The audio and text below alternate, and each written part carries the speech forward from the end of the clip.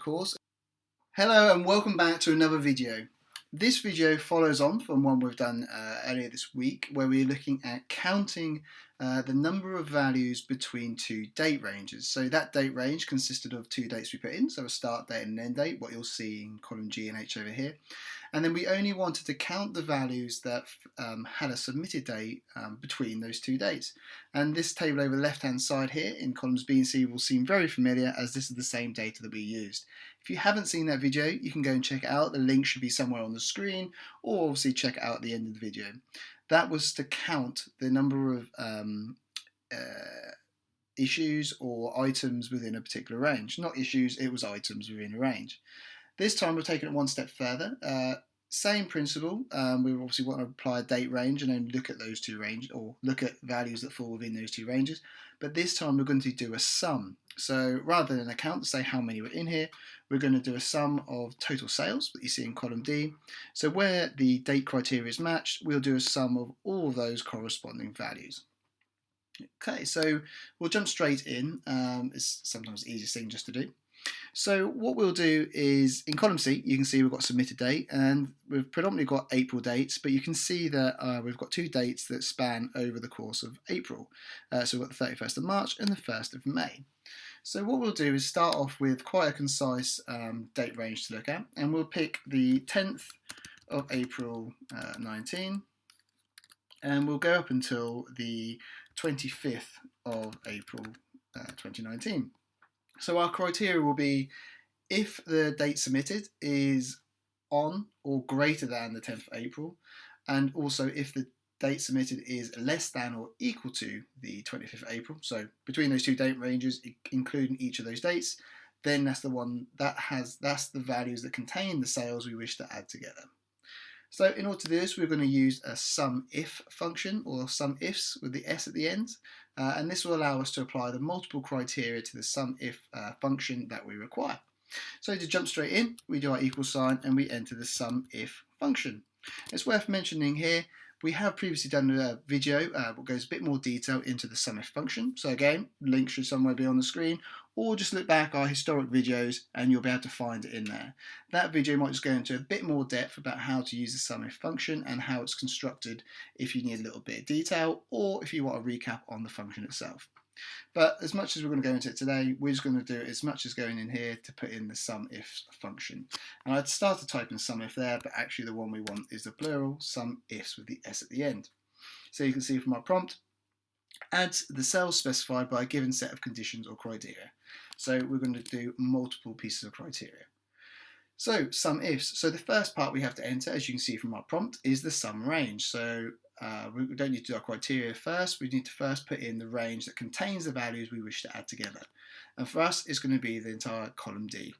We could select the range specific from D3 to D9 or whatever it might be, but in our scenario, because there is no further data below this range, we're going to have no anything sort of going to contradict each other, so we can easily just select column D as a whole.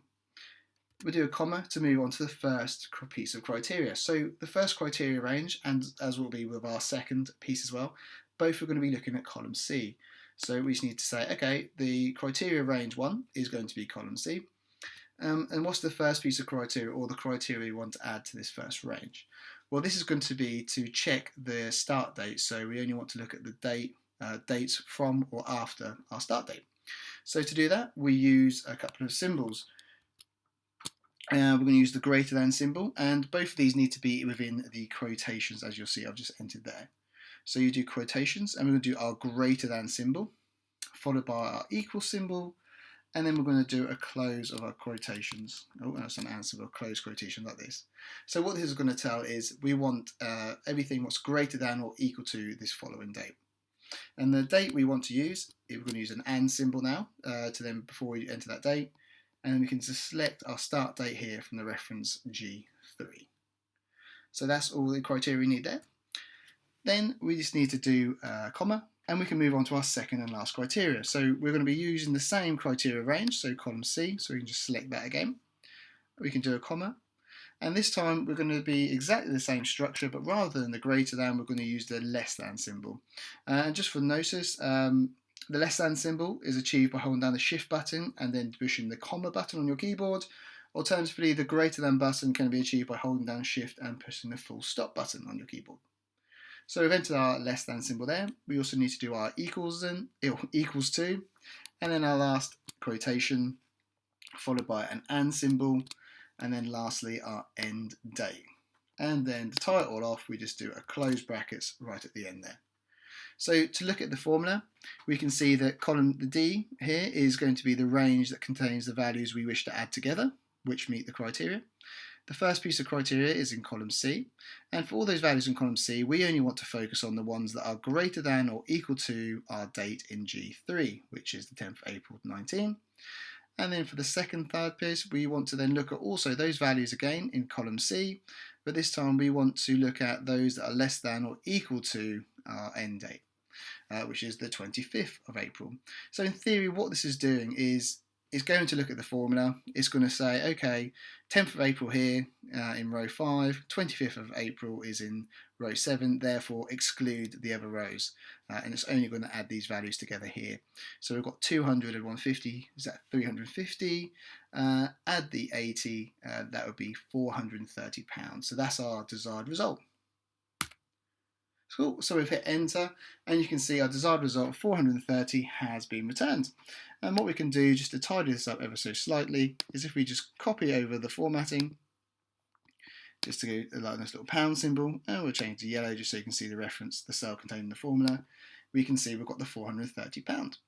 And the beauty of making it dynamic like this is if we want to expand our start and end range or our range to look at, we can simply do that by changing the date. So let's go for the 1st of April. And you can see straight away that's already updated our result because we've included now an additional piece of information here for the 95. So if I just change that back, we can see if we do the 10th of April, we've got 430. But if we now do to the 1st of April, it's going to also include this 95. So it's the 95 being added onto the 430 that makes that change. So if we just put into here now, change that back to the 1st of April, there you go, you can see that we've got the value of 525. And that works very much the same with the end date here, where we could change this to the 30th of April, and obviously we've got the total there. What we're able to do is if we wanted to as well, we could actually select, type in the 31st of March as our start date and the 1st of May as the end date, or we don't have to use just the dates we've got there. We could even put into here, we could do the 1st of the 1st, 2019, so the 1st of January, and we could enter into here the 31st of December. And you can see what that will do. It will identify that all of our values within our table in this scenario are within those two date ranges, and therefore just give us the total result for all those values present. So lastly, we just clicked back into that cell there, so you can see that formula once again. We hope you really enjoyed that video, and obviously that's giving you the detail you need to now utilize this formula in your own work. In many of our examples, as like with here, we've just done it as a one example. So you can see we've just got it just in column I or cell reference I3. That's not to say you only have to do that. You could apply this to multiple pieces of criteria.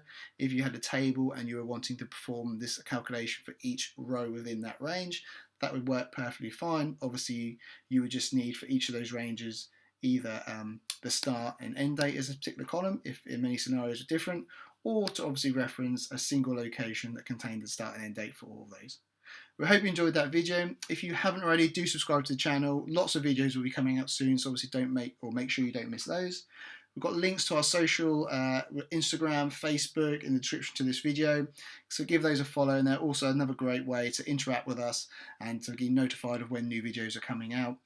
As always, any questions, do just drop us a comment below this video and we will get back to you as soon as possible. Thank you very much, and we'll see you in the next video.